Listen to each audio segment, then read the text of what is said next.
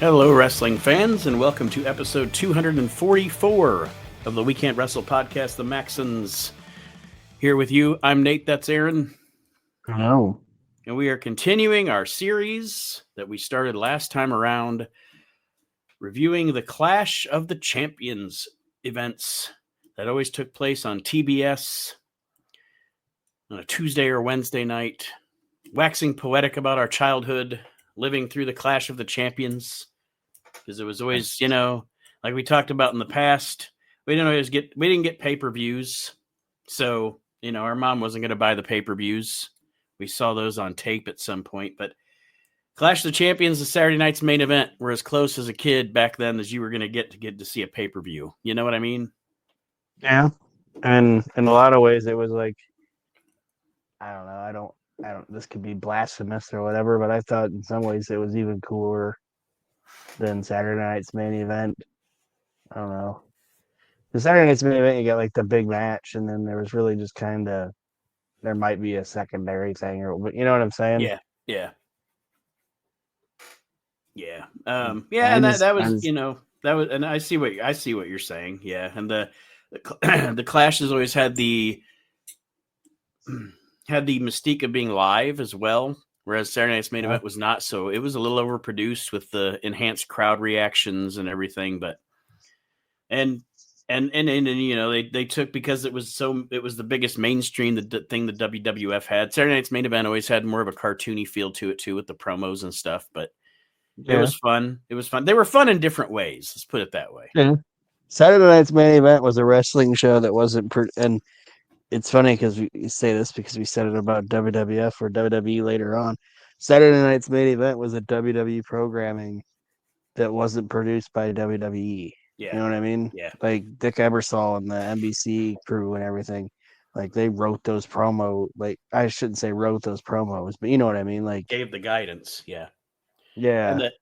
And when we get into some of the Jim Herd era Saturday night's main events, there's some cartoony shit on those, and it's going to get wild when we get into the early 90s. But right now we're still pre Ted Turner even buying Crockett Promotions, because this is June 8th, 1988, Clash of the Champions 2, Miami, Florida, the James L. Knight Center. We're still about 6 months away from the Crockett promotion actually being purchased by TBS, by Turner Broadcasting. And some things have happened. That's what I said was going to be another fun thing about this series, is we'll see the things that happen in between each Clash of the Champions. Some things have happened, but this is still very much the Jim Crockett Promotions feel to this Clash of the Champions. We start the show. Jim Ross is outside in the limo arriving area, as the limos are arriving for all the esteemed folks that are going to show up here at Clash of the Champions. And the first limo has actor Lyle Alzado and Francis Crockett. Yes, he's also a football player, but yes, this was right when Learning the Ropes was coming out, and they had a bunch of NWA guys in it and everything. So that's why he's there. And then, of course, it took me a minute because we're gonna talk about it in a little bit with Dr. Death being on again or whatever. But it took me a minute to figure out why they were trying to do that with him, or what because I forgot all about it. I don't know why I went down like this rabbit hole or whatever. But Steve Williams was Lyle Alzado's character when he had the wrestling mask on.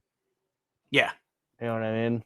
Mm-hmm. So it wasn't actually Lyle having wrestling matches with the wrestlers on the show. It was Steve Williams it was like when Lou Ferrigno played the Hulk. You know what I mean? Mm-hmm. Yeah. So yeah, that's part of it. And then, like I said, if you don't know what's going, if you're just watching it and you don't know what's going on, you're like, why is this guy there? You know what I mean? But yeah. And the second limo, it's just a bunch of other executives trying to get their rocks off by being on TV. But go ahead, sorry. I was going to say the second limo shows up, and your regional manager and district manager, Gary Juster and Elliot Murnick, I think, get out of that limo. Gary Juster with his mustache got himself on TV as much as he possibly could. Yep. So he could feel cool. And like coming up, like keep seeing limos, but like every other time the limo is the same color. Mm-hmm. So they're just driving that limo Yeah, they're around. just Like driving a that couple limo limos are around. the couple limos around the block and loading people into it. Because like the first one is black, then it's the beige one or whatever. Yeah, I think Then it's a black one. there's a Then it's a black one. beige one. Yeah. Yeah, you're They're absolutely just right. driving the same two limos around the block. We get Tony Schiavone and Bob Cottle once again. Our guys on the call on this episode of the show, and we mentioned last week how we both like Bob Cottle, we both like Tony Schiavone, so a good commentating team. One of the developments that has happened since the last clash of the champions is that Barry Windham has joined the Four Horsemen. We know the last clash, they had the tag, him and Barry Windham, or him and Lex Luger won the tag team titles. And of course, between now and then and now, Windham has turned on Luger in what was a great angle and joined the Horsemen. And I have just a little comment here before we get to talking about the match that he has here at the Clash. Barry Windham, looking back retrospectively now, Barry Windham from 1985 until 1988 was one of the best wrestlers on the planet. Hands down, no doubt about it. Should have been a world champion. Yeah. Now, and he's getting. Oh, sorry. I was just going to say my comment is back then, if I'm thinking about it, back then, the Four Horsemen heel Barry Windham is actually my favorite Barry Windham. Even though he was and like I said, from like 84 to 87, just gangbusters as an in-ring performer. I love Four Horsemen heel Barry Windham. I do too, and he's getting ready to wrestle one of the best wrestlers on the planet too, in my opinion. But and I could be completely wrong in this statement, but he was super, super over as a babyface, and it worked out him turning heel. But I think he got turned heel because Dusty Rhodes like, man, this guy's getting more over than me. Yeah, lots of things. I think either if Dusty saw you were getting hot or something was getting hot, he would either turn you heel or attach himself to your angle. Yes, like he does in the main event this week. Yes. But yeah, I just that's like I said, it worked out and it turned it into being like my second favorite version of the Horseman or whatever. But yeah, it totally was it. Like, this guy's gonna get over me, baby. I got a great idea for you, BW. Got a great idea for you, baby. Gonna be the biggest heel in the business, baby. And I can beat you. Yeah. Barry Windham here. I knew when I wrote down my notes here, I knew Aaron's gonna love this shit. It is Barry Windham versus Brad Armstrong. And my first note is no way this will be bad. Like, and of course, because Windham has joined the Horsemen, J.J. Dillon is with him. And I just had to note here, because I talked about it last week, I love that the WWE Network or Peacock or whoever it is kind of leaves these shows as they were on television, because you get to see, like I was going to say, before this match starts, they go to a commercial break, and it's not just underwear, it's Hanes. Yeah. Or when they'll have even real men want protection down there. Like, what? Or like when they'll have the Spam Slam of the Week. But yeah, one of my silly little notes there. I don't know if you have any specific. I don't really take a lot of I don't know, play-by-play notes on these matches. I just write down my thoughts on the guys involved, and if there's a big spot or something, I might write it down. But I don't know if you had anything other than the finished part that stood out to you about this match, other than it was really, really, really good. I just usually write down the finish and then any thoughts or questions that I have in the middle of it. And one thing is, and I found it annoying and not in this just in this match, but just in general. And it's funny because like it never got protected, and it frustrated me. And it's the fact that Ric Flair in the figure four never got protected. Mm-hmm. If that makes sense, what I'm Yeah. saying. Like opening match, even the guy that's his tag team partner, like his group member, is using the figure four. You know what I mean? Yeah, Dusty I agree. Rhodes uses the figure four. It's like, why are so many people using the figure four? Yeah. Yeah. And Like, that is something where, because of him wanting to brand people and brand things, I think that this was Vince better. Vince was better at, because, you know, there was that point in the WWF where he was like, William Regal has to be, or Steve Regal has to be William Regal because I have too many Steves, or just little things Yeah. like that. But like, to what you're saying, nobody else in the WWF did the DDT but Jake the Snake Roberts.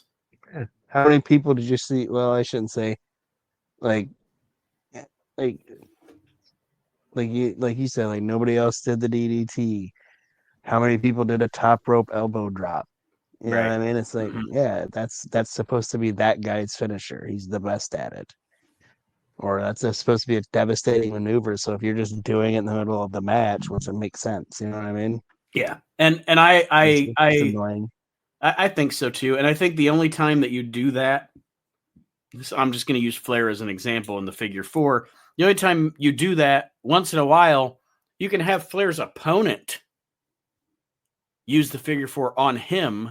You know what I'm Yeah. saying? Like, as a gimmick in the match, or as a piece of the match. But like Or I Flair's get at ringside doing guest commentary for his upcoming match with whoever, and they slap on the figure four on a jobber or right, whatever, and they, right. like stare at him while they're doing it. Yeah, just everybody just using the figure four. It's like Jesus Christ. But like I Anyway, said, it's the only bone I have to pick with the match, and really the company at the time. really good matchup here between Wyndham and Brad Armstrong. Um, and the finish was really good too, because Brad is hanging with Barry to the very end, and he hits a high cross body on Barry, doesn't get the pin, so he goes up, takes the shot, another high cross body.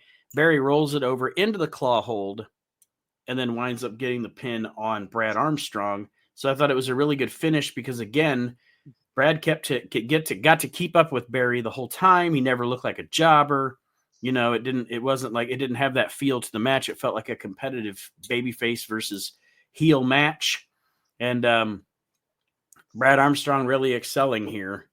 And I just, like we've discussed before, he just his lack of personality once the light came on is what I think kept Brad from being a bigger star than he was.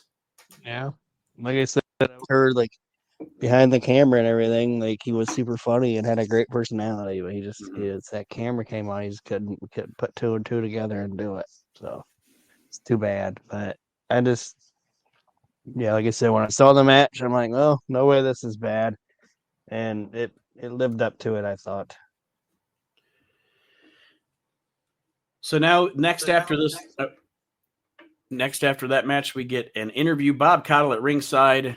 The return to the NWA of the Rock and Roll Express. The Rock and Roll Express is back. Robert Gibson trips. Did you notice that? Yeah, I did not. Yeah, he's walking out and like fans are grabbing him and he's trying to like shake hands with him and he tripped on like the leg of the guardrail. I guess I don't know if it was on his bad. maybe I wasn't looking at the screen. I didn't see that. I don't know if it was on his bad eyesight or whatever, but he hit it and almost went down. And Tony Schiavone's doing everything he can do over in his little corner not to laugh at it. But yeah, it's just I don't how do I say it? I don't understand why they never got or because yeah, like you hear like about Vince like going after the Road Warriors, and it Mm-hmm. not working for the longest time, and then going after the Midnight Express, and the Midnight Express just not wanting to do it because all Vince wanted to talk about was dolls and not like angles. Yeah. You never hear about Vince going after those two. So I don't know if it ever even happened. I know they wound up there like, in 94 or whatever, but I'm talking like this time. I Yeah, don't know. I don't think he ever did. I don't that I ever heard or anything I've ever read. Um, and I don't know. I wouldn't even say it was. I wouldn't even say it was because he got the Rockers, because they didn't come along until late '87. The Rock and Roll Express was at their peak from like '84 to '87. So maybe, I don't know. Maybe he just saw them and wasn't interested. I don't know. Maybe he saw them as too Yeah. regional or something. Yeah. It's just, that's the only thing I could think of was like, oh, maybe he just thought they were too small or Mhm. whatever. It just didn't fit what he was trying to do because they weren't body guys or whatever. But Right. I mean, look how he looked at Mick for all them years, like, ugh, gross. Man, I wonder if he saw these guys and was like, ugh, little mulleted, pot-bellied guys. What am I gonna do with them? I don't know, but it's just weird that it never happened. But Mhm. anyway, I'm glad it didn't because we still got And when they came the in, Midnight and the Rock. anytime they were ever even in the WWF, they weren't actually in the WWF. Like in '93, they were with Smoky Mountain, and they came in that Yeah, agreement. In '98, they were with the NWA technically, yeah, and I just know that. I'm just saying, like he still let yeah, them on their no, show. You yeah, know what I yeah, mean? yeah. Like he let them on the show because he knew they were talented, and Jim Ross was there now, and Jim Cornette and stuff like that. But it's like just because they were part of the NWA wasn't the reason they were on there. It was on there because Vince knew who they were and knew they weren't gonna sign. It's not like Colorado Kid showed up or whatever. You know what I mean? But anyway, him out. But yeah, I'm just saying. I just thought it was weird that you never even heard like a whiff of Vince McMahon trying to like get these guys. But it is what it is. We then get footage from earlier today on the yacht, the Blackhawk, and all parties are there to sign the contract for the Great American Bash main event between Ric Flair and Lex Luger for the NWA Championship. Um, yeah, this is pretty, Why? pretty basic. Why? Why is it on a boat? I think it's on the Like, boat because, um, somebody wanted to show off their boat. yeah, pretty much. Is it that guy that owns the Chicago arena? I have no idea. Well, I mean, if it's a Black Hawk, it might be probably. Because I think they're that guy was always a guy WCW. well, Flair was friends with him Yeah, I can't remember his name. because they even use him on Nitro, and he gets to like throw Eric Bischoff out of the building. And then he's like partying with Ric Flair, and they shut the door, and they imply that guy's gonna get some blowies because he was hanging out with Ric Flair and the Four Horsemen. But yeah, it's just I thought it was pretty whatever. I mean, obviously you can't. You're not gonna attack the guy. Like the Horsemen aren't going to attack Luger right then and there on the boat with like executives and that Brian Pepper's looking Jim Crockett sitting next to him. But yeah, I just thought the whole thing was I don't know was what it was. It was very anticlimactic.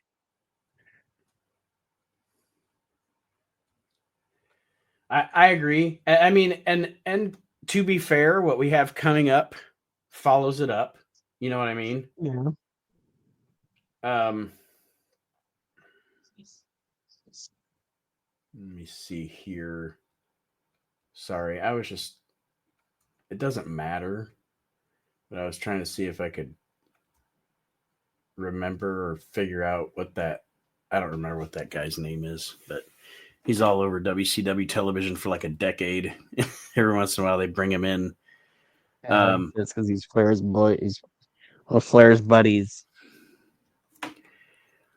So then we go from that segment to Jim Ross outside. Of course, the recycling limos coming through, the musical chairs of limos coming through. This time it's Ric Flair and Ric Flair, Arn Anderson, and Tully Blanchard arrive Flair cuts the promo, pretty much a standard Ric Flair promo. There isn't anything spectacular about it, but it's not bad. Just talking down Lex Luger, the Great American Bash coming up, et cetera, et cetera. Yeah. And usually there's at least for some reason with WCW, even up until like 94, there was always at least one guy in a tuxedo for some reason.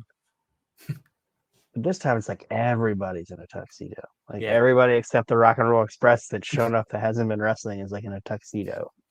And I don't know why WCW feels the need to why they always felt the need to have a tuxedo thing going on, but it always did. There's one pay-per-view I was watching, or Clash or something, a while back, just randomly watching it, where the Horsemen show up, and they're all in their gear, but Sid's wearing a tux. A tuxedo. Why is Sid wearing a tuxedo? And then Doom shows up to confront the Road Warriors or whatever, and they're both wearing tuxedos. It's what is going on? Why is there always a tuxedo? I don't know if I ever even saw a tuxedo in the WWE. Unless they had a tuxedo match. Yeah. But anyway. With Hillbilly Jim and the white tuxedo. I think Hillbilly Jim has a god-awful tuxedo match with Mr. Fuji on a prime time. Fuji's in his standard Mr. Fuji tuxedo. Yeah. And then Hillbilly Jim's got on this bright white tux. But yeah, Fuji wore a tux. Maybe that's why everybody else didn't. Oh, does that make sense? Right. One guy wears a tuxedo. Do it. Yeah, that guy wears a tuxedo. Boy-san. So then the next match on the show is the United States Tag Team Championship match. It is the Fantastics versus the Sheep Herders. But before that match can really get started, we get the angle in the back. Lex Luger arrives in his limousine wearing a tuxedo and no socks, lady shoes, and no socks. He had all fucking lady shoes. I was like, he looks like he got those at what was that for Penny or no? Payless. What's that? Payless. Penniless shoes, yeah, at the ladies shoes area, because I did. I was like Luger lady shoes, not penniless shoes, Payless. Penniless shoes. These are for the poors. The shoes for the penniless. The penniless. You can't even put one in your loafers. You cheap bastard. But yeah, Luger in his lady shoes gets attacked by the Four Horsemen. Yeah, if he wouldn't have got attacked, he would have slipped anyway. Trying to wear them shoes.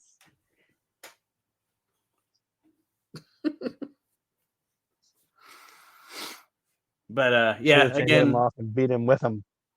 And this is going to he gets his head busted open as he is slammed into the trunk of the limousine, and then they really do the Horsemen really do put a realistic looking beat down on him here. They beat the fuck out of this dude.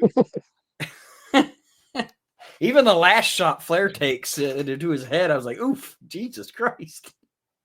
Yeah, I mean, when they would beat the shit out of somebody, they'd beat the shit out of somebody. You know what I mean? And it worked. And when they were in the ring, they might sell and be the super balls for the faces, but when it was an actual gang attack, those guys they brought it, man. And that's why it was effective, and that's why it's still to this day one of the greatest factions in history, because you believed it. And Luger getting busted open here during this show is going to play into the finish at Great American Bash. But yeah, I thought this was well done. Fantastics versus Sheep Herders.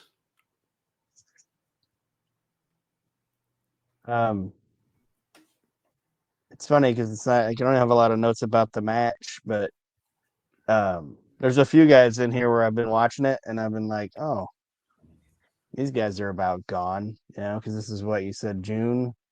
This is June 8th. December, the sheep herders are in WWE. They just said they debut there by December, and I just was like, oh, I want to make sure I'm thinking right, so I looked it up, you know, Mm-hmm. and I was like, oh, I'm curious on how long they were working before December of '88 when they finally got to the WWF. Just curiosity, like when did these guys debut?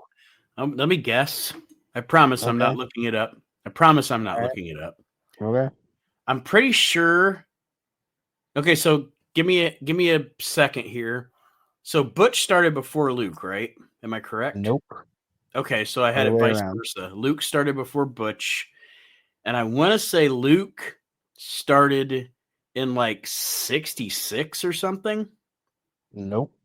Oh, Luke Williams debuted in professional wrestling in 1962, Jesus Christ.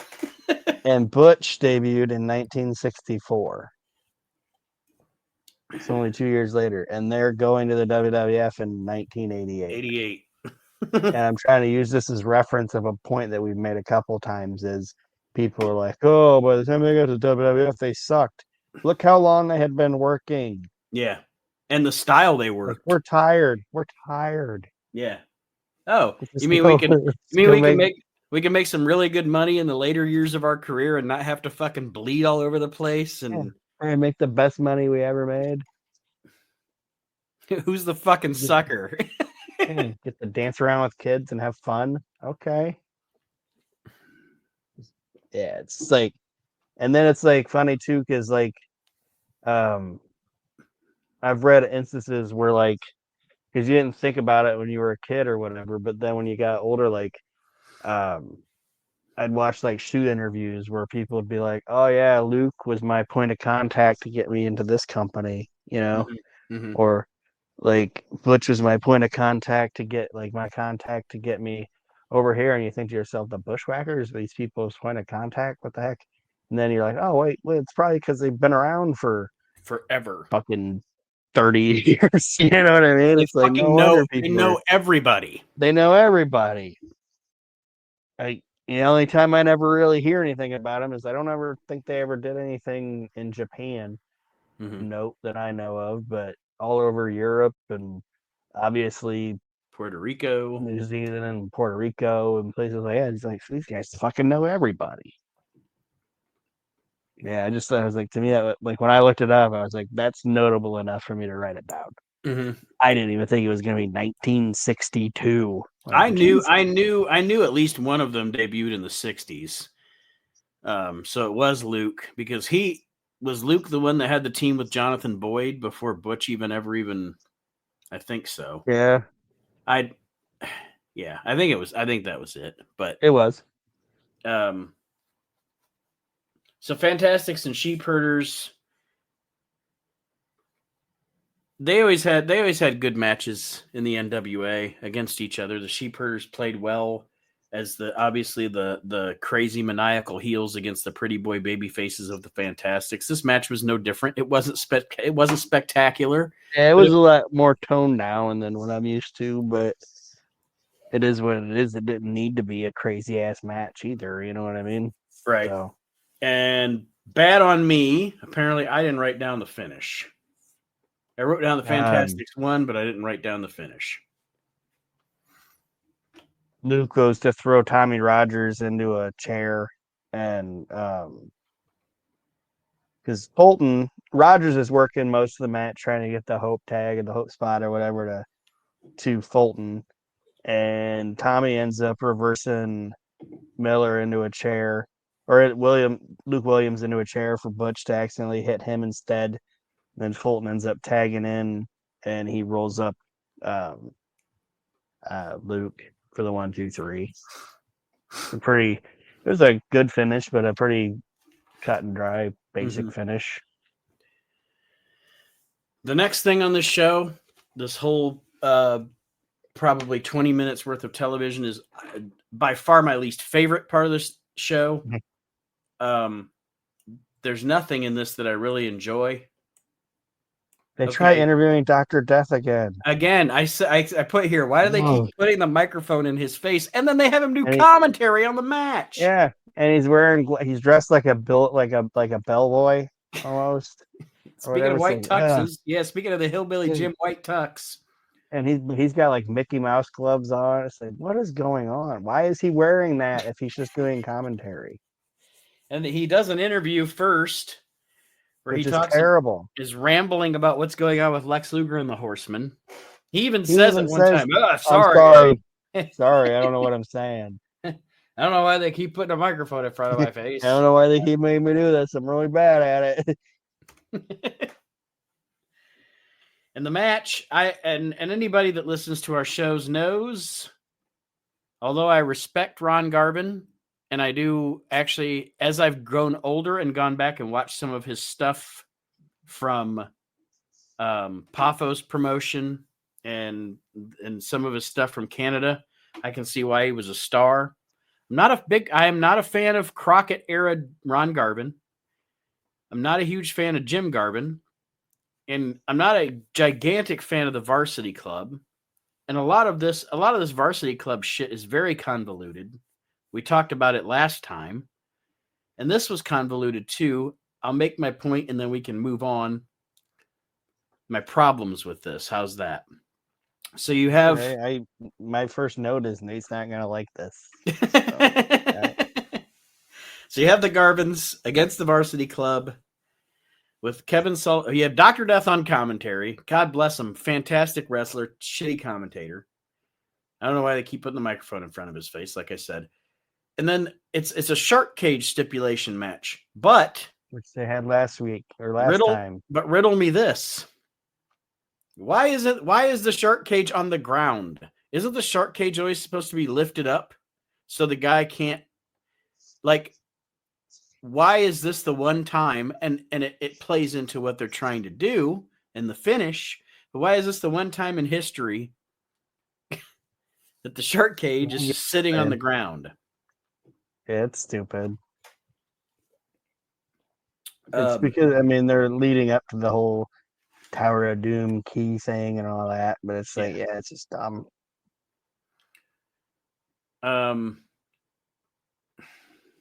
So the whole match, of course, Patty or Precious is being taunted by Kevin Sullivan, who is over in the cage because he's got some kind of a whatever, like a letter or something that's supposed to be a secret. And the match itself, and I did write down here, the match itself is a fine wrestling match. You know, it's not like it's a shitty match in the ring. I would have just rather watch Ronnie Garvin and Rick Steiner kick the shit out of each other. Do you have any specific notes other than, sorry, I went on a little bitch fest there, but. Right. It's like the same gimmick other than leading. Like they did a shark cage on the last Clash of the Champions. Mm-hmm. So that's just rinse and repeat. And then I've never seen this ring announcer before, but and this might be a deep cut, I don't know, but I said the ring announcer looks like he would have been an executive that gets killed by the Ed 209 on RoboCop.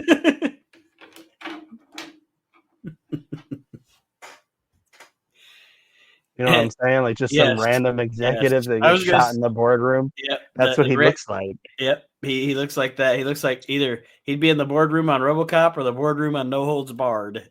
Yeah. Yeah. Ed 209's killing this guy.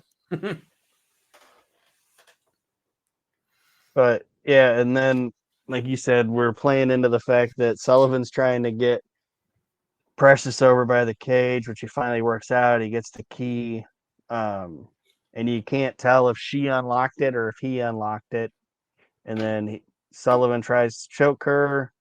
Then Dr. Death gets mad and he attacks. And then the Garvins win by the pinfall happens and you don't even see it really because the camera's like panned out because the finish doesn't really even matter to what the aftermath's gonna be. And then for some reason Precious leaves in anger and we can't figure out what's going on.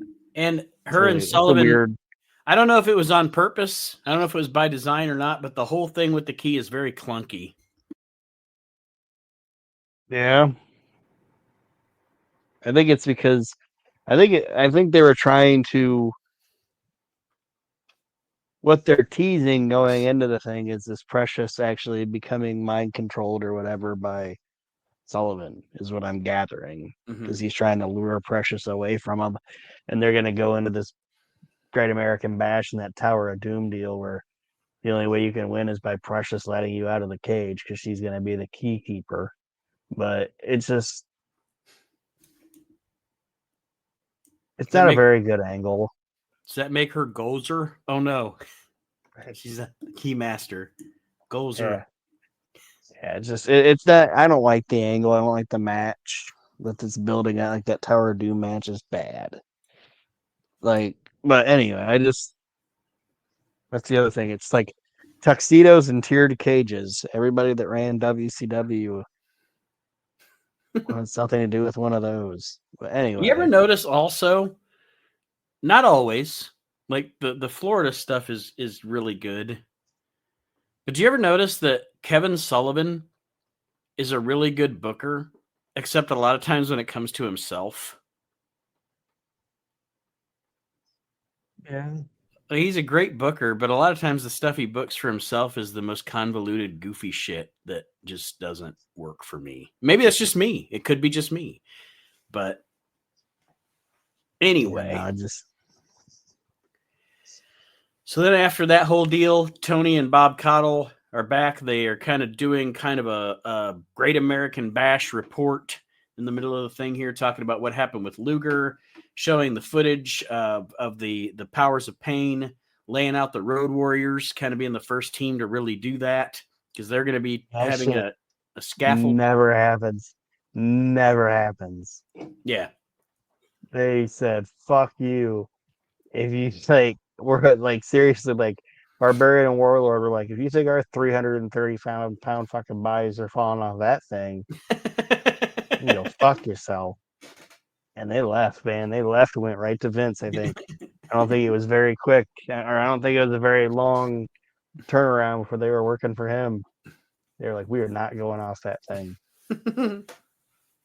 And um, basically, from what I understand, the NWA said, "Are you gonna do it, or you can go?" And they said, "We're gonna go." Then fuck that we'll see you noise. later. Yeah, fuck that Yeah, noise. like And then we're they not talk. doing it. And then they talk about the Tower of Doom, and they bring up this ridiculous piece of parchment paper. Yeah, That those little I love it. I love it how Tony's like, or Bob Cottle's like, I don't even know where Kevin Sullivan got this, and Tony Schiavone's like, I don't know, he yeah, found it from ancient China or something. yeah, some kind of relic.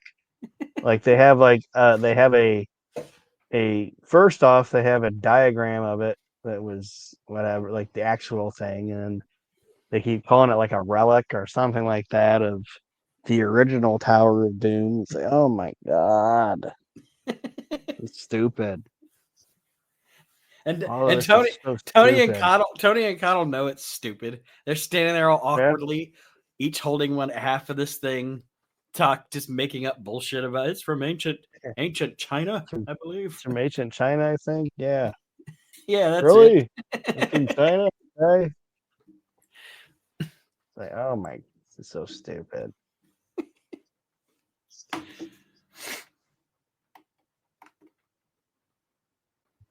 All right, so now that ridiculousness is over, we have a match. It is I'm sorry, Nikita Koloff with his box haircut. It's box haircut Nikita Koloff against Gary Hart's Latin Al Perez. Good idea, haircut. Like somebody should have said something. Like, no, and a good haircut it doesn't look good on you. Like it actually make I don't know why, but like his hair actually makes him look smaller to me. Yeah, Like, that makes no, that makes sense. That makes sense. He's a guy. He's a guy that looks good with a bald head. You know. yeah, like you should be bald. Like, well, there's guys that'll shave their head or whatever. I'm like, that was unnecessary. Like, why did you have to shave your head? Mm-hmm. You know what I mean? But then it's like you look better bald. You know, like I know a lot of people like put it on modern times or whatever, but like um I could be in the minority or whatever, but like Karrion Cross, I think he actually looks like better when he has hair than when he's bald. You Yeah, know what I mean? yeah. But it's like this is like the opposite. It's like, oh, you shouldn't have hair, dude. I've never seen a Russian guy with that kind of hair. But anyway, and it's Al Perez and Gary Hart versus Nikita Koloff, and it's like these guys are two stories, kind of like what I was saying about the Rock and Roll Express, but different things. Like I'm surprised Vince never tried to get Nikita or wanted Nikita, either way. Mm-hmm. And then I'm surprised he didn't try to do more with Al Perez when he finally got him. Like he Yeah. got Al Perez and they did nothing with him. Mm-hmm. I don't know if it was an attitude thing or what. I never have really seen what the story was on that. But it's like we The said, only thing I it's like we oh, discussed, or I right, discussed last week, or my thoughts from last week was I always thought Al Perez was one of those guys that could have been or was an effective mid card heel in the big promotions and a good main event heel in like a WCCW or something. But I don't think he yeah. was ever going to be a world champion in the Yeah, WWF but or they never NWA. even did anything with him there. Like I know they hinted at a time, like they hint if I remember right, they hinted on like a couple of prime times that he was possibly gonna start teaming with Tito. And I Mm-hmm. don't obviously that never happened or whatever, but they did like nothing with that guy. They brought him in and just automatically just started jobbing him. So I'm sure it probably was attitude. Well, He probably got in there and started telling people what he was gonna do. this match was fine for what it was. Um, I thought it was boring. I'm actually like a Nikita Koloff fan, and I'm like, these guys are, and this is gonna sound funny because it's professional wrestling, but I'm like, these guys are just doing moves. This is boring. I don't know. It just didn't feel like it was telling a very good story to me. in the end, Larry Zabisco comes out and gets involved, and And an then awesome tracksuit. Gary Hart, Al Perez, and Larry Zabisco do the 3-on-1 beatdown on Nikita Koloff. He gets a chain shot to the head, and I don't know, like, what kind of a friend is Dusty? Oh, because he has to come out and help. Yeah, Dusty doesn't come out and help. He convinced this poor gentleman a couple of years ago to turn his back on his entire nation. Yeah. Well, I mean, nobody. I mean, yeah. I guess I was gonna say nobody came out and helped Lex, but Lex had just gotten done being with the Horsemen, so you could even say that, you know. Mm-hmm. Like maybe Luger hasn't a stat like his only friend turned on him. You know what I mean? Like he Right. doesn't have other friends yet. But yeah, nobody out to help Nikita. And I got more important. I in got a the new friend. defense I got of a new friend, Luger, baby. even say him and Sting are buddies. At least Luger's beatdown was like it was like outside. So, to Yeah, Sting or whoever would have had to get outside the building. And, I mean, I know we're like getting deep in the weeds. I'm thinking wrestling, talk about wrestling like it's real. But yeah, I'm just like, hey, where the fuck is Dusty at? Come help out his superpower friend, Nikita Koloff. What a yeah. fucker. I moved on, baby. I moved on to my next Yeah, cash cow, baby. I got a new friend. I got a new friend. I can even understand him.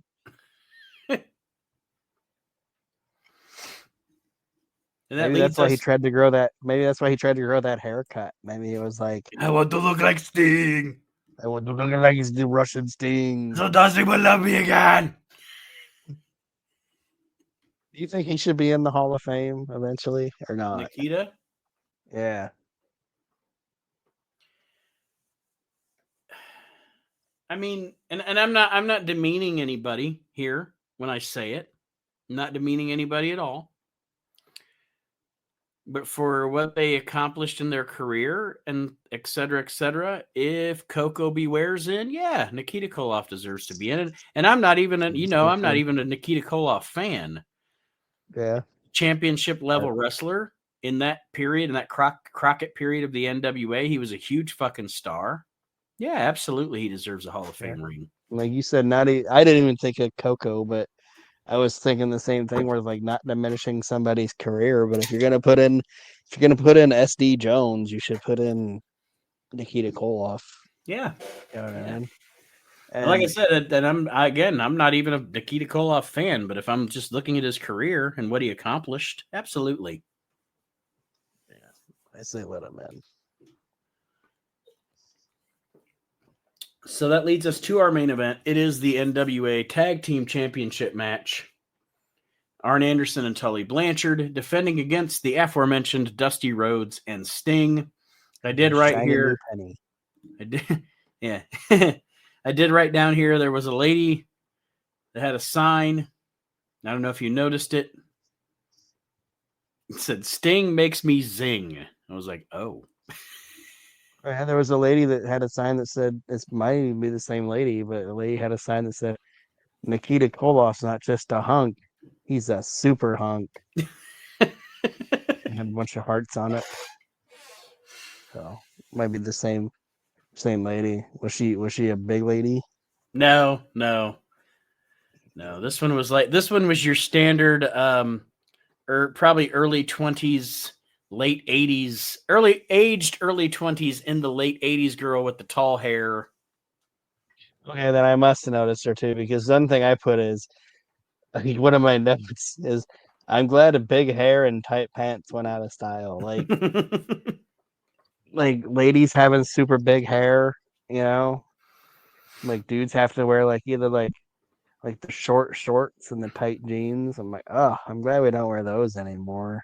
You know the shorts I'm talking about that Yes. dudes would wear. It's Yes. why are you wearing shorty shorts and a belly shirt? Like what is happening? Coochie Like, could cutters. you imagine if could you imagine if some dude you knew just came out of the house wearing like those really short Adidas shorts and a like a wasn't even like a specific team, just like a cut off football jersey. Be like, God damn you, Archie Mitchell. Yeah, Ah, it's like what are you wearing? you look But like yeah, I Carl don't from Aqua Teen Hunger Force. know. But yeah, I'm just like I'm glad that shit went out of style. Like, I don't know. I couldn't hang out with some chick anymore with like big hair like that. And of course, this match is good. Everybody's over. They do the classic. This is a classic tag team match. Anderson and Blanchard isolate Sting until he can make the hot tag to Dusty. And you can't argue with whatever's going on here. You can say what you want to say, but the crowd is into this shit big time. Dusty makes the hot tag. And as soon as Dusty and Sting kind of sort of start getting the momentum where it looks like they might win the titles, Barry Windham comes out, gets the claw on Sting. Ric Flair comes out, or I'm sorry, Barry Windham comes out, gets the claw on Dusty Rhodes. Ric Flair comes out and attacks Sting, and we pretty much go with kind of a schmoz ending here to this Clash of the Champions. Yeah, and just a couple notes I got is kind of going along with like the Bushwhackers and the Powers of Pain. Arn and Tully, they're out. They're going to be gone by October, so Mm-hmm. that's about to happen. And 88 through 91 is the coolest looking Sting in my opinion. Like Yes. when he starts growing his hair, like his hair grows dark, and I know I respect it. You know what I mean? Like it's the Mm-hmm. same thing with the Undertaker. Like he was like, my character is Has to getting older. evolve. Yes, I have I to have this evolve. blonde surfer hair. Yeah, I'm 40 years old now, or whatever. You know what I mean? Like I gotta have regular hair. I don't know if he was 40 at that time, but you know what I'm saying. So like he moved into that Stang, and then he had the longer hair, and then Crow Stang, which is, in my opinion, the most boring Stang. Like he gets kind of boring after the Hogan Starcade things. Oh, Things like, yeah, absolutely. you're boring now. But anyway, those are the few notes that I had, and this clash was what it was. Obviously, it had more to it than the last one because the last one had a 45-minute match. But And something I'd like to do actually, if we can, since we're going to watch each one as it progresses, is maybe we can say based on the last one we watched. And again, it's not saying the show was shitty or not shitty or whatever, but would you say based on the last show we watched, which was the first one, do you think this Clash was better or worse than the last one? I didn't enjoy it as much as the first one, but I think it also has kind of the WrestleMania 2 feel to it, where it's like the first one was so different and special that it's like, yeah, this one isn't gonna be as good, and now you're Right. gonna get the kinks out of this. All right. Well, next week we will have Clash of the Champions 3, which this one actually has a subtitle, which becomes the name of a pay-per-view later. The next one is called Clash of the Champions 3 Fall Brawl. And it takes place September 7th, 1988. So we still are just going to be a couple of months away from the acquisition by Turner of Jim Crockett Promotions. And next week we will be joined by one of our listeners, Marlon Harville. Will be here next week to help us review Clash of the Champions 3. Oh, the other 4 are going to be jealous. If you want to join us on one of these reviews of Clash of the Champions at any point, you can email me, wecan'twrestle@gmail.com, or you can PM me on Facebook.